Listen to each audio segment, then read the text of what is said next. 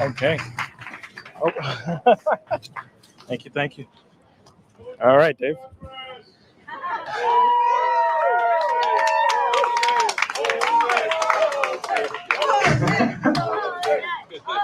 You got you got to let me talk first.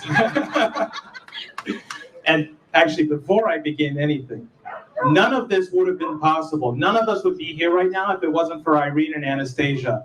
Yes, please give them all the rounds of the applause. They deserve it all.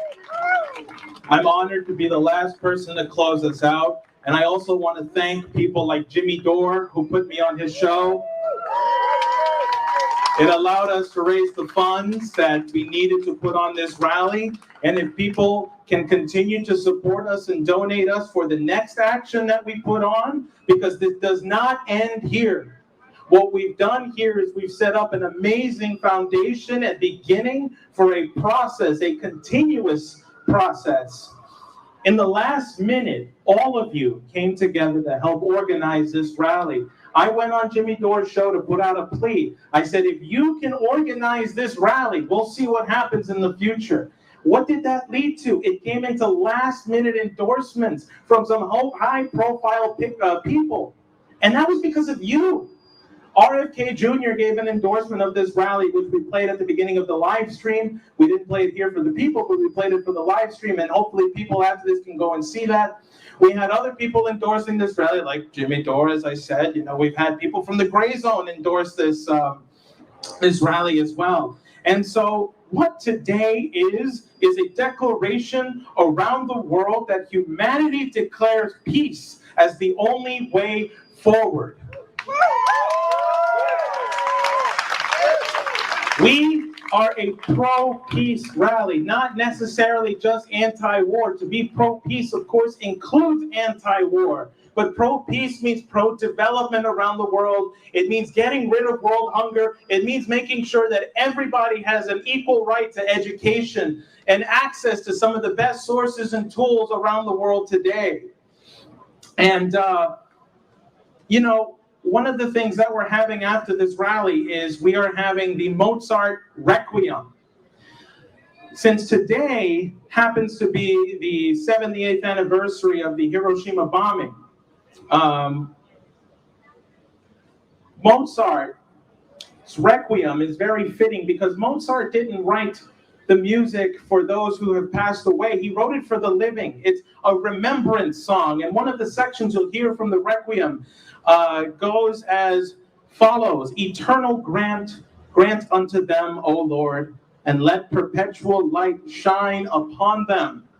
That is for all of you to remember those that have fallen before us, those who've perished in an awful tragedy, something that should never happen again. For you to remember them and act in their name and act in their image and keep their image alive.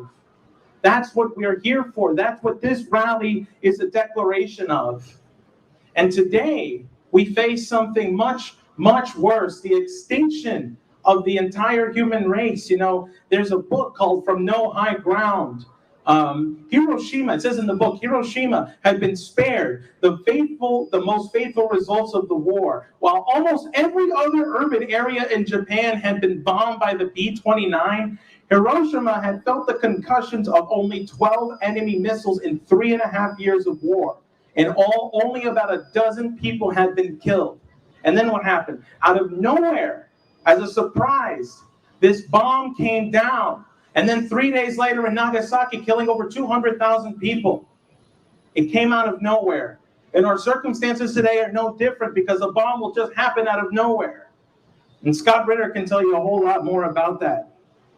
But what makes me optimistic about this world that we live in today is that not only here in New York City, but we've had dozens of sister rallies around the world gathering, all making the same formal declaration: no more bombs, no more war. Peace is our solution, and peace is the answer.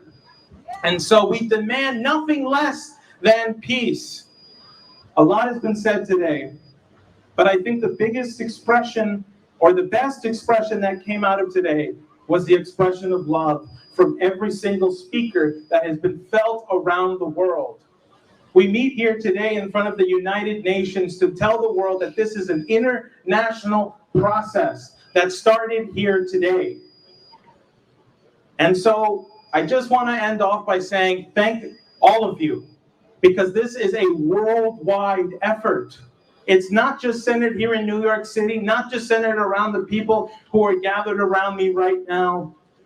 It is the entire world crying out that today we have focused our efforts into one guided laser to tell the world peace, not war, and not violence. So please join me today at 6 o'clock at All Souls Church for the Mozart Requiem. I will be singing in it. Other than that, please continue to spread the love and the momentum we've built here today. We carry it forward because this is the beginning of a process. It doesn't end here. It only starts here. And I'm so excited to see where we go after this. I'm so excited to see what all of you are going to do and organize in the name of peace and in the name of humanity. And so with that, folks, this has been Humanity for Peace.